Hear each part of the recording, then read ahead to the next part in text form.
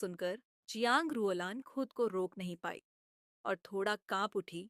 उसने अपना हाथ उठाकर अपना माथा ढक लिया और अपने मन को शांत करने के लिए आंखें बंद कर ली। बहन जियांग, क्या आपकी तबीयत ठीक नहीं है? आप कांप रही हैं।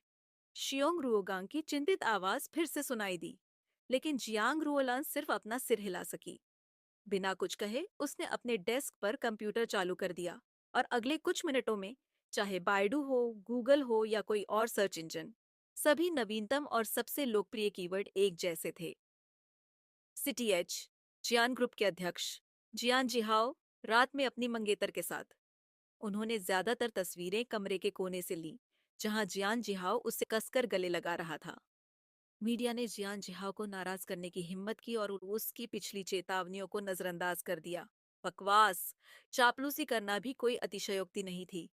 आज से पहले वह कभी भी जियान जिहाओ से नहीं मिली थी, जो लीजेंड की उपाधि से बहुत लोकप्रिय था। ये पत्रकार वाकई में कुछ भी बना सकते हैं। क्या ये अफवाहें जियान परिवार को पता थीं? जियांग रुओलान ने तुरंत माउस फेंक दिया और अचानक खड़ा हो गया। जैसे ही वह मुड़ी, उसके कुछ सहकर्मी पहले से ही कार्यालय के दरवाजे के सामने खड़े होकर उसे देख रहे थे। उसके मुंह का कोना फड़क उठा। इस मामले में, चूंकि हम सभी मीडिया के सदस्य हैं, इसलिए हमें यह समझना चाहिए कि एक पत्रकार कैसे काम करता है। दरअसल, कुछ समसामयिक मामले और गर्म खबरें जरूरी नहीं कि सच हों। आपको इसे बहुत गंभीरता से लेने की जरूरत नहीं है। उसके खत्म होने का इंतजार किए बिना जियोन रुओगांग ने एक और वीडियो खोला, जो अभी अभी इंटरनेट पर पोस्ट किया गया था। स्पीकर से अचानक जियान जिहाओ की गहरी आवाज सुनाई दी। मैं अपनी मंगेतर को सभी से मिलवाना भूल गया। मैं जियांग रोलान, जियान जिहाओ की मंगेतर हूँ। उपराष्ट्रपति हान, क्या आप चाहते हैं कि मैं यह बयान फिर से दोहराऊं? जियांग रोलान। सबकी नजरें एक बार फिर उस पर टिकी थीं। इस बार उनकी नजरें बहुत अलग थीं, लेकिन ज्यादातर लोग उस पर फिदा थे। जियांग रुओलान पागल होने की कगार पर थी। जब वह उत्सुकता से इस समस्या से निपटने का तरीका खोज रही थी, तो उसकी कंपनी की एक संपादक, सिस्टर फेंग, कमरे में चली आई और अचानक बोली, छोटी जियांग, प्रधान संपादक अपने कार्यालय में तुम्हारा इंतजार कर रहे हैं। उसने कहा कि प्रधान संपादक उसका इंतजार कर रहे थे, उसे आदेश नहीं दे रहे थे। विनम्रता से ऐसा लग रहा था कि सभी को इस गपशप पर यकीन था। जियांग रुओलान ने अपना दर्द भरा सिर खुजलाया। उस पल उसे लगा जैसे वह पागल हो रही है। अगर उसे पता होता कि यह स्थिति इस तरह बदल जाएगी, तो वह मरने का नाटक करने के लिए ज्यादा तैयार होती। उसे फिर से झूठ बोलने की क्या जरूरत थी? राष्ट्रपति शियान में खतरे के सामने शांत रहने की क्षमता थी, लेकिन क्या जियांग रुओलान में यह क्षमता थी? क्या उन्हें ऐसा करने का अधिकार था? बिल्ली। पछतावे से उसका पेट हरा हो गया। जियांग रुओलान ने सोचा कि ये अफवाहें खत्म हो जाएंगी और धीरे धीरे सब लोग इसे भूल जाएंगे। आखिरकार ये सिर्फ अफवाह थी। हालांकि अंत में उसे यह स्वीकार करना पड़ा कि वह इसे बहुत हल्का मानती थी। पूरे दिन कंपनी का हर संपादकीय कार्यालय खुशी से सराबोर रहा। उसका काम खत्म होने में अभी आधा घंटा बाकी था। जियांग रुओलान अपनी डेस्क को ठीक कर रही थी और सोच रही थी कि उसे अगले कुछ दिन किस तरह सुर्खियों में रहना चाहिए। तभी अचानक उसकी डेस्क पर फोन की घंटी बजी। उसने उसे उठाया, अपना सिर झुकाया और रिसीवर को अपनी ठोड़ी और कंधों से पकड़ लिया। उसके बाद उसने दस्तावेजों को टेबल पर रखना जारी रखा। जियांग रुओलान ने जब बातचीत का ब्यौरा सुना, तो वह दंग रह गई। उसने आखिरकार अपने द्वारा संकलित किए गए दस्तावेज नीचे रख दिए। चेन जून? मैं उसे नहीं जानती। प्रधान संपादक, क्या आप निश्चित हैं?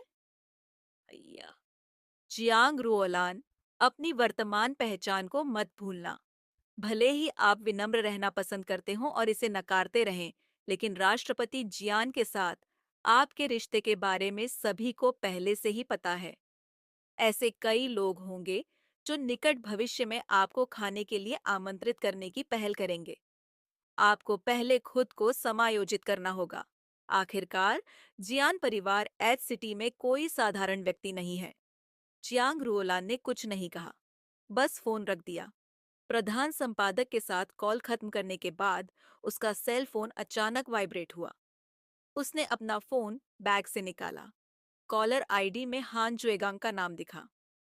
उसने आज काम में शामिल होने की पूरी कोशिश की, लेकिन उसके एक फोन से ही उसका दिल, जो पूरे दिन सुन रहा था, फिर से दर्द से धड़कने लगता। उसने अपने फोन पर उसका नाम देखा, एक पल के लिए सोचा, फिर तुरंत कॉल को अस्वीकार कर दिया। फोन लगभग 10 सेकंड के लिए चुप हो गया, फिर से बज उठा। वह अभी भी हान जुए गैंग था। इस समय जियांग रुओलान अपने सहकर्मियों की निगाहों पर ध्यान देने के मूड में नहीं थी, जो समय समय पर उसकी ओर चुपके से देख रहे थे। उसने अपनी घड़ी पर नजर डाली और उस पल का इंतजार करने लगी जब वह काम पर जा सकेगी। उसने अपना सेल फोन उठाया और उसे बैग में रखने ही वाली थी, लेकिन जैसे ही उसने उसे उठाया वह फिर से वाइब्रेट होने लगा। जियांग रुओलान ने गुस्से में अपने दांत पीस लिए और ऑफिस से बाहर चली गई।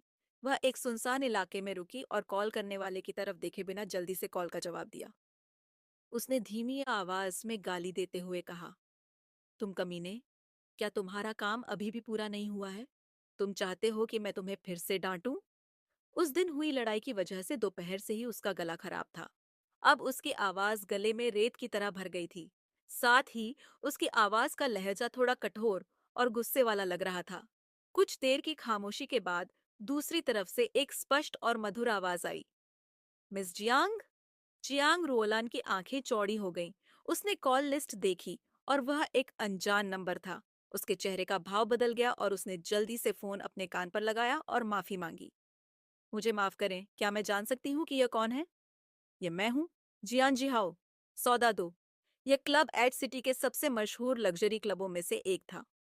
जियांग रुओलान अभी टैक्सी से उतरी ही थी कि एक युवक उसका अभिवादन करने आया। उसने विनम्रता से सिर हिलाकर उसका अभिवादन किया। क्या आप मिस जियांग हैं? वह क्षण भर के लिए रुकी और सूट पहने उस आदमी को संदेह भरी नजरों से देखने लगी। उसकी आंखों में सतर्कता देखकर वह आदमी समझदारी से मुस्कुराया और धीमी आवाज में बोला, प्रेसिडेंट शियान यहाँ हैं। वह चौथी मंजिल पर पूल में तुम्हारा इंतजार कर रहे हैं। जियांग रूलान ने सिर हिलाया और क्लब हाउस की ओर चल दिया।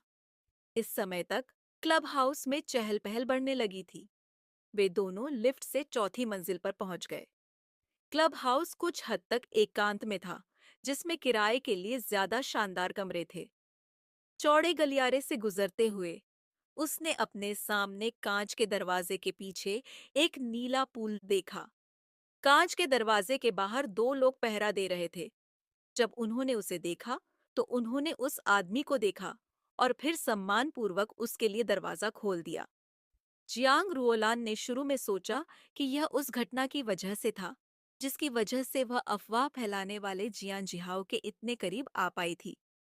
अब जब वह उसे खोजने यहाँ आई है, तो उसे सुरक्षा जांच या कुछ और करवाना पड़ सकता है, ताकि यह सुनिश्चित किया जा सके कि उसके शरीर में कोई खतरनाक वस्तु तो नहीं है।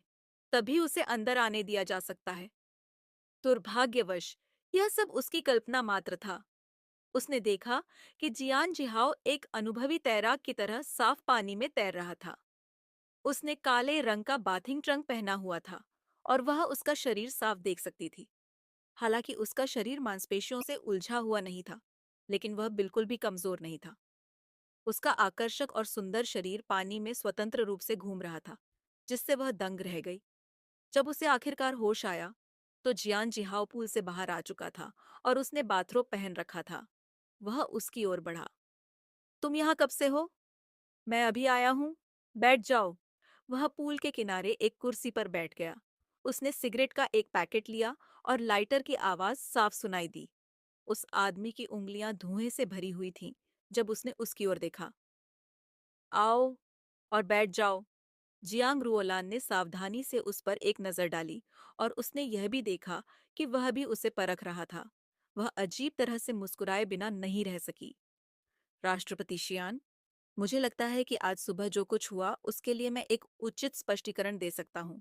जब तक आप इसे सुनते हैं, मैं तुम इतनी घबराई हुई क्यों हो? जियान जिहाओ ने अपने सामने खड़ी महिला की ओर देखा। मैं काटूंगी नहीं, यहाँ आओ और बैठ जाओ। जियांग रोलान ने अपनी आंखें चौड़ी की और अपने सामने खड़े आदमी को उलझन में घूरने लगी। उसके चेहरे पर एक हल्की सी मुस्कान उभरी और वह कुछ सोचने लगी, लेकिन फिर भी उसने वैसा ही किया जैसा उसे बताया गया था। मिस जियांग, क्या आप सचमुच मुझसे डरती हैं? उसकी अथाह निगाहें उसके सतर्क चेहरे पर घूम गईं। जियांग रुओलान ने भौहें सिकोड़ी और ईमानदारी से बोलने का फैसला किया। आप जियान ग्रुप के अध्यक्ष हैं, एक किंवदंती, एक विलक्षण प्रतिभा। आपसे कौन नहीं डरेगा? उसकी बातें सुनकर जियान जहाओ हंस पड़ा। उसने अपनी सिगरेट निकाली, फिर धीमी आवाज में कहा, मिस जियांग, मैं भी इंसान हूँ। उसका लहजा मोहक था। अंत में उसके शांत लहजे और हास्य ने जियांग रुओलान को ऐसा महसूस कराया जैसे उसके कंधों से भारी बोझ उतर गया हो। वह अब सीधी नहीं बैठी और शर्म से अपने बालों को अपने कानों के पीछे छिपा लिया। वह इस बात से इनकार नहीं कर सकती थी कि उसके सामने खड़ा पुरुष आकर्षक है, चाहे उसकी पारिवारिक पृष्ठभूमि, वर्तमान उपलब्धियां, चरित्र या रूप रंग कुछ भी हो। यह वास्तव में एक महिला की सुंदरता की धारणा को प्रभावित कर सकता है। ऐसे असाधारण और धनी व्यक्ति का सामना करते हुए वह इतनी लापरवाही से बात करने की हिम्मत नहीं जुटा पाई। लेकिन उसके द्वारा किए गए एक छोटे से मजाक से न केवल उसे राहत मिली, बल्कि यह देखकर भी उसे सहजता महसूस हुई कि इस व्यक्ति की छिपी हुई मुस्कान के नीचे एक गहरी अंतर्दृष्टि छिपी हुई थी, जिसे समझना आसान था। बल्कि यह देखकर भी उसे सहजता महसूस हुई कि इस व्यक्ति की छिपी हुई मुस्कान के नीचे एक गहरी अंतर्दृष्टि छिपी हुई थी,